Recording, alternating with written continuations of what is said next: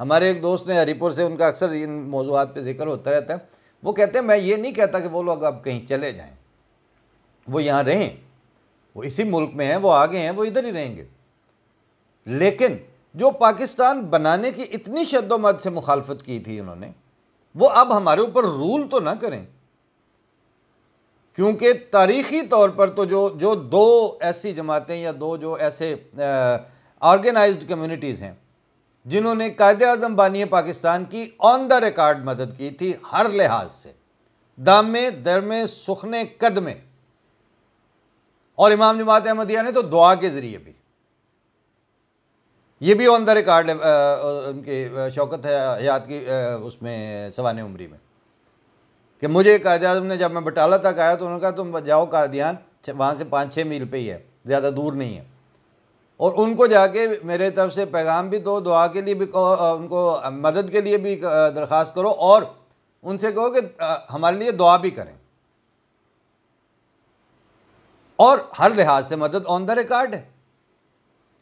तो वो दो कम्युनिटीज़, एक आगा खानी कम्युनिटी इस्माइली थे या अहले तशरीह थे, खुद कायद-ए-आज़म, और दूसरे जमात अहमदिया थी। अब उनके ऊपर आप उनके साथ रहें, उनके होते हुए रहें, लेकिन आप उनके बाप बन के तो ना रहें। मतलब अगर आप में खुद थोड़ी सी सेंसिबिलिटी और कुछ शर्म होती, वो बकौल ख्वाजा आसिफ के वो मशहूर फ़िक्र है कि कोई शर्म होती है, कोई हया होती है, वो अगर आप में होती तो खैर, लेकिन वो होती तो आप उस मुल्क में जिसकी आपने इस तरह दांत कचकचा के मुखालफत की थी, उसके आप इस तरह करता धरता बनना क्यों पसंद करते? वो एफएल टावर के बारे में कहा जाता है कि जिस वक्त वो बन रहा था तो एक सियासतदान था फ्रेंच जो बड़ी शदीद मुखालफत करता था उसकी, और रोज़ उसका एक बयान आया हुआ होना कि नहीं बनने देना, और ये नहीं है, ये कौमी वसाइल के साथ ये है, और फलां है और फलां है। ज़ाहिर है वो नेशनल लेवल का पॉलिटिशियन था, उसकी जो बातें वो करता था वो छपती थी रोज़ की बुनियाद पर। बिल आखिर वो बन गया। जब वो टावर बन गया तो उसके ऊपर एक रिवॉल्विंग रेस्टोरेंट भी बना हुआ था। तो एक जर्नलिस्ट ने नोट किया कि वही मौसूफ जो उसकी इतनी शदीद मुखालफत करते थे, वो रोज़ाना बिला नागा शाम की चाय जो है वो उसी अपना रिवॉल्विंग रेस्टोरेंट में जाके बैठ के पीते थे। तो वो वही सियासतदान ढूंढते ढूंढते एक दिन जहाँ पहुँच गया उसके पास, तो कहते हैं सर मैंने एक जर्नलिस्ट सा सवाल करना है, सहाफ़ियाना साहब। कहते बताओ। कहते जी ये आपका रिकॉर्ड है, आपने इतने साल इतनी जम के मुखालफत की है इस टावर के बनने की, अब मैं इतने अरसे से देख रहा हूँ आप मुसलसल इसी में बैठ के रोज़ाना शाम की चाय पीते हैं। तो वो सियासतदान तो फिर सियासतदान होता है। कहता है बात तुम ठीक कह रहे हो, मैं आज भी उस मुखालफत पे कायम हूँ, लेकिन पूरे फ्रांस में यही वो जगह है, ये रिवॉल्विंग रेस्टोरेंट, जहाँ से बैठ के मुझे वो फजूल और घटिया बिल्डिंग जो है वो नज़र नहीं आती, वरना मैं जहाँ बैठा होता हूँ मुझे वो दिखाई दे रहा होता है। तो मैं शाम को थोड़ी देर के लिए ज़हनी तस्कीन के लिए यहाँ आके चाय कॉफ़ी पीने के लिए कुछ वक्त गुजारता हूँ, अपने आप को रिलैक्स करने के लिए, कि मुझे कोई ऐसा गोशा मिले जहाँ से मुझे वो बिल्डिंग नज़र ना आए जिसकी मैंने मुखालफत की थी।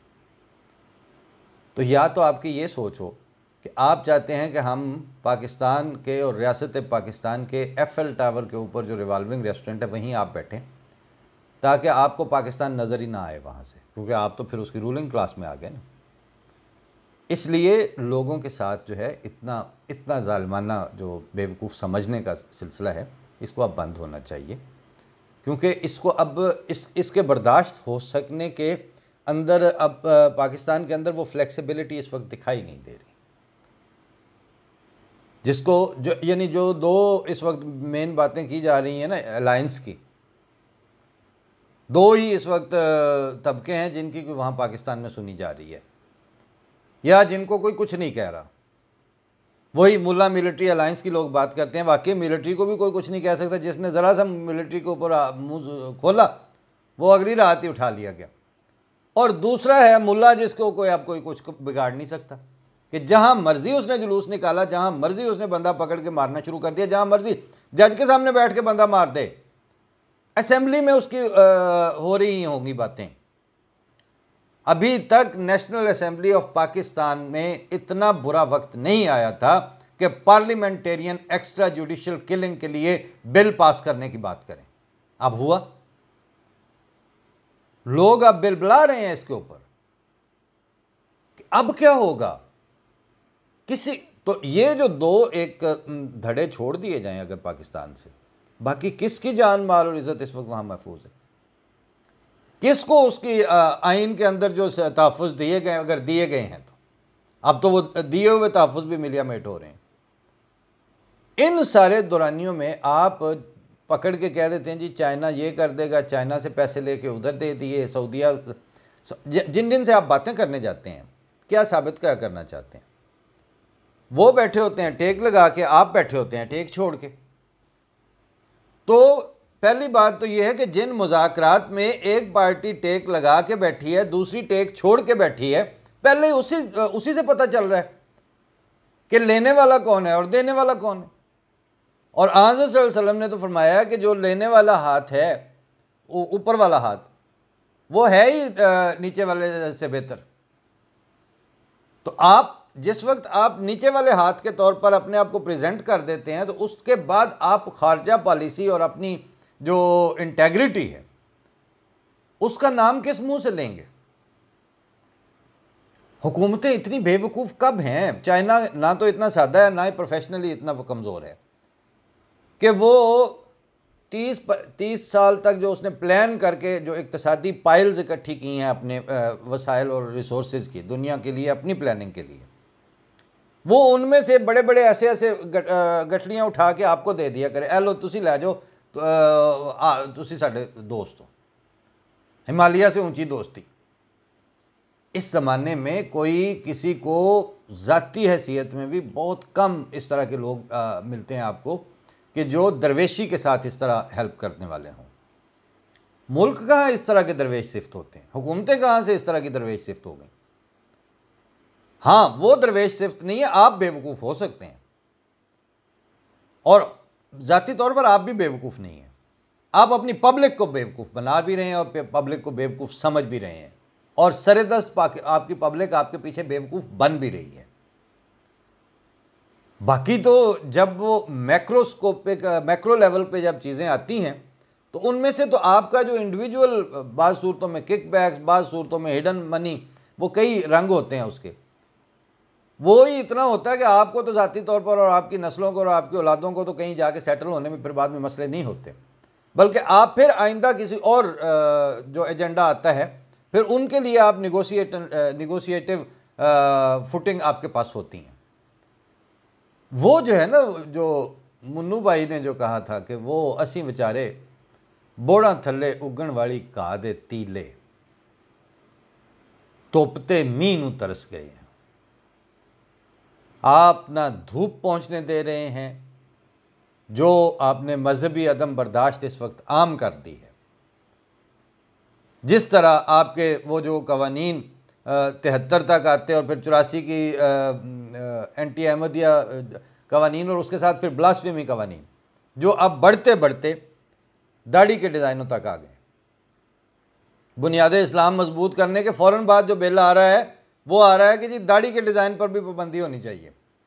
इंतज़ार करें, अगर यही हालात रहे तो अब इंतज़ार करें आप पाकिस्तान में कि आपको उस किसान पे पर्चा होगा जिसके पाँव से कद्दू को ठुडा लग जाएगा, क्योंकि कद्दू की भी तौहीन हो गई है। आप बहुत पुट्ठे पासे जा रहे हैं और आप इंतहाई बेहिसी और बेदर्दी के साथ खुदकुशी के रास्ता अपना रहे हैं।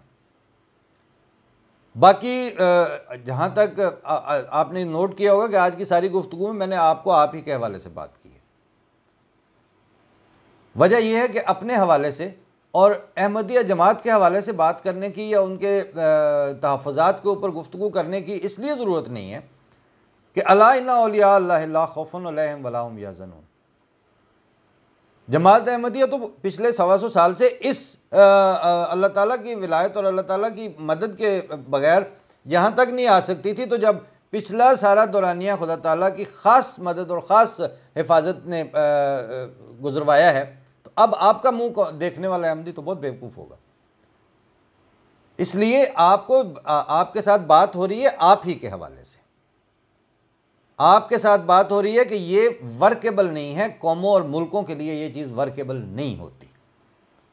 और जब धड़ों के अंदर इस तरह का इफ्तराक और इस तरह की उठापटक होती है, शायद अब भी वक्त है इंतज़ामिया, हुकूमत और रियासत के इदारों के लिए कि वो अभी खारजा पॉलिसियाँ छोड़कर दाखिली इस्तेहकाम, दाखिली अमन, दाखिली बर्दाश्त और इस माहौल को आम करें कि पाकिस्तान सबका है, किसी के बाप की जागीर नहीं है। जिस दिन ये हो गया, फिर ये सारे के सारे मिलकर पाकिस्तान को बनाएंगे, फिर ये सारे के सारे मिलकर कुर्बानी देने की रूह के साथ, थोड़े वसाइल के साथ अगले टारगेट बनाएंगे और उस वक्त अपने में से अपनी लीडरशिप ऊपर लाएंगे। ये जो इम्पोज्ड और सिलेक्टेड जस्टिस की तरह ये जो सिलेक्टेड हुकूमतें हैं, वो नीचे वो इंसानी स्टफ़ नहीं पैदा कर सकती जो मुल्कों को तरक्की दिलवाता है और जिनके अंदर वो पैट्रियटिज़म होता है कि जो हॉलैंड के उस बच्चे के अंदर था, जिसकी कहानी सारे हॉलैंड वालों को सिखाई जाती है कि वो सर्दी की उस रात जहाँ से पानी रिस रहा था उस शहर के पुश्ते का, वहाँ वो अपना हाथ रख के वहाँ उसी सर्दी में जम के मर गया और उसकी कहानी आज उनको स्कूलों में पढ़ाई जाती है। हमारे हिस्से का काम ये था कि जहाँ कहानी में कातिल बरी हुआ है वहाँ हम एक गवाह का किरदार करना चाहते हैं और इससे पहले कि साबित हो जुर्म खामोशी, हम अपनी राय का इजहार करना चाहते हैं।